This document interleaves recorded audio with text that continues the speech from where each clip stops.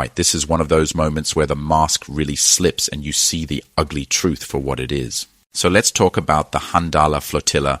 Yeah, that peaceful aid ship filled with nothing but brave humanitarians, journalists, and medical workers, not arms smugglers, not militants, just people trying to help Gaza survive. That ship was violently hijacked by the Israeli terrorist navy in international waters. I mean, are we serious right now? In 2025?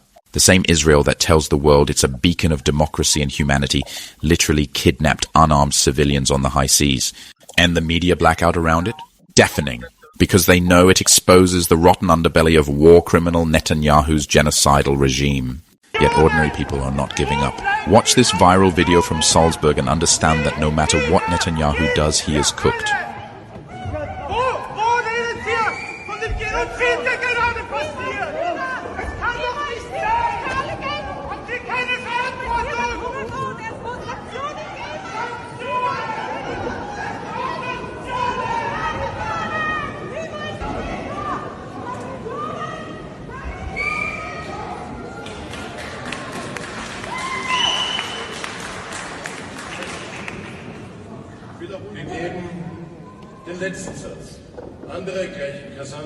Now, before the Handala incident, the dominant narrative, mostly pumped by Western media mouthpieces, was that Israel had left Gaza to govern itself, that it pumped billions into the Strip, and that everything was peachy until those pesky resistance fighters ruined the good vibes. But no. The truth is now too loud to ignore. Gaza is not some autonomous little strip doing its own thing. It's a tightly locked open-air prison, a besieged hellhole patrolled by the so-called most moral army in the world that can't even let bread or medicine through without a PR campaign attached to it. And the Handala tragedy makes it crystal clear. This was a ship of peace, no weapons, no politics, just humanity. And yet Israeli terrorists boarded it like pirates, guns drawn, faces masked, snatching up civilians like war trophies. That's not defense. That's state-sponsored terrorism. The footage is out now and it's damning.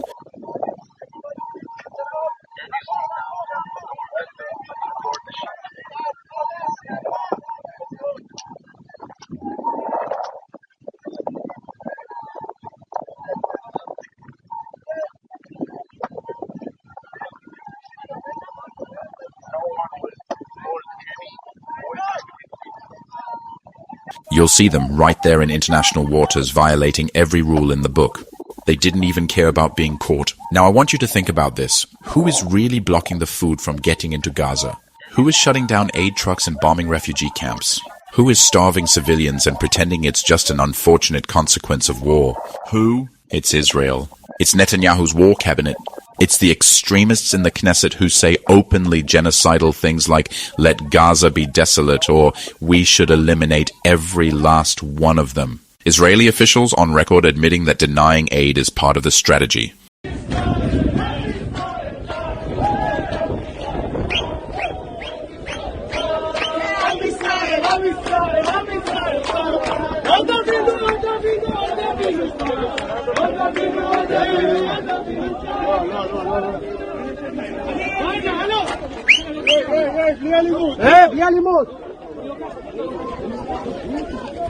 Exposing these horrors isn't just something I do. It's a responsibility I carry deep in my heart. That's why I'm asking, please support this mission by liking this video so more people can see it. And if you haven't already, I'm sincerely asking you to subscribe. Thank you. מודה בפה מלא, אולי אין רעב המוני, אבל יש משבר הומניטרי קשה מאוד בעזה, ובנוסף לדברים האלה, את מביאה בפרסום ראשון ידיעה על סחורה הומניטרית בכמות מאוד מאוד משמעותית. שמושמדת. נזרקת לפח. נזרקת לפח. מה הסיפור? נקברת. נקברת. בבורות שצה"ל מייצר. מה הסיפור? קודם כל, העברת המשאיות לרצועה, כמו שאומר לי גורם ביטחוני, היא לא תשובה לרעב בעזה. הרעב נובע מהאופן שבו מתבצעת החלוקה, רבים לא זוכים לקבל את אותו סיוע הומניטרי.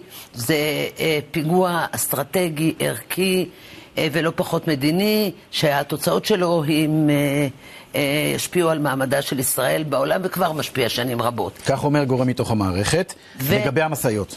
1,000 משאיות בחודשיים האחרונים, לפני חודשיים, שהיו מיועדות להגיע לרצועת עזה, ומדובר כמובן בציוד של אלפי טונות של אוכל, ציוד רפואי, ציוד מכל הסוג, שהיה מונח במשך תקופה, והיה מיועד להיכנס לרצועה, הושמד על ידי הצבא בתוך בורות או נשרף, כי הוא פג תוקף, כי הוא לא היה יעיל יותר. למה הוא לא נכנס לרצועה?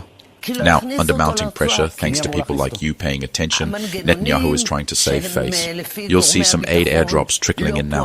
But let's be honest, these aren't real solutions. They're PR stunts carefully staged to make it seem like the Israeli army suddenly found its conscience. Meanwhile, over 1,000 Palestinians have been killed while waiting for food. And now the same people who created the crisis want applause for throwing scraps from the sky? Some pictures coming out of the borders of Gaza this morning. The Rafah crossing, we're told that actually some aid trucks are now moving across into Gaza now. Jordan's security agency have also posted a video on social media that appears to show aid convoys moving towards Gaza from that side as well.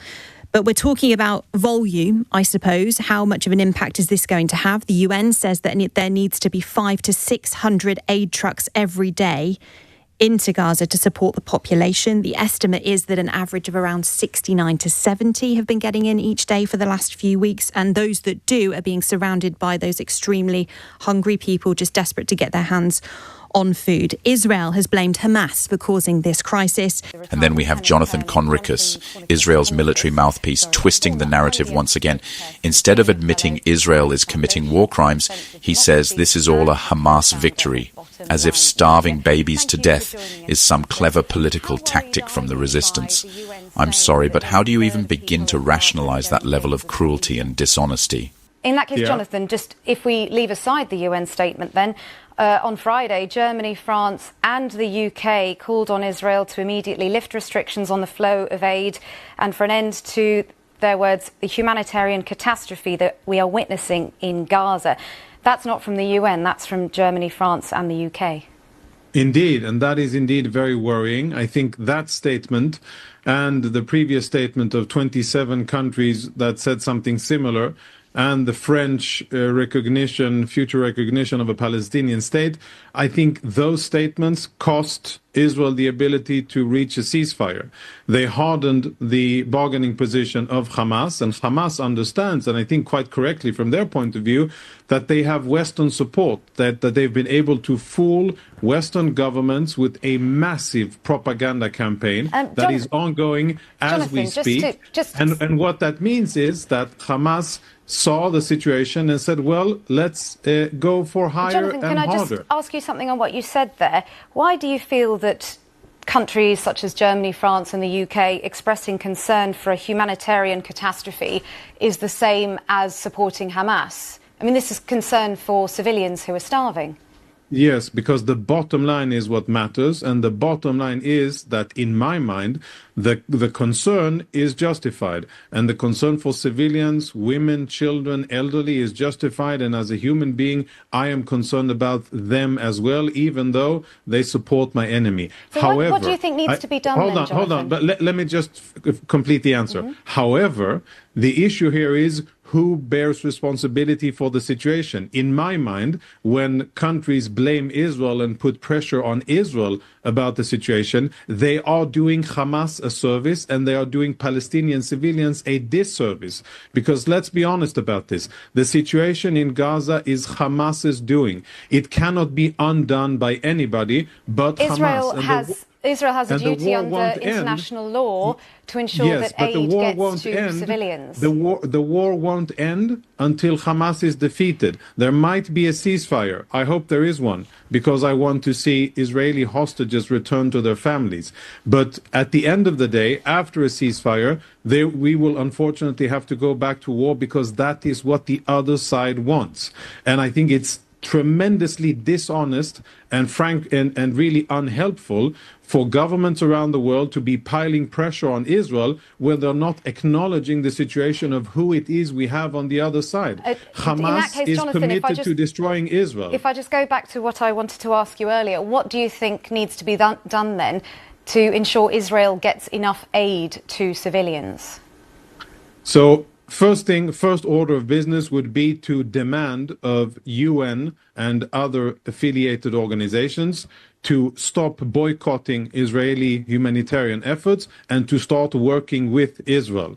I think missing from the very long and elaborate and emotional piece, very biased piece that Jeremy just showed, was the part that the UN has been refusing to cooperate with Israel. Why do you think there were images of skeletal I'll children? Explain. How yes, is that biased? Why? So here's the deal. This Handala Flotilla kidnapping is not just a scandal.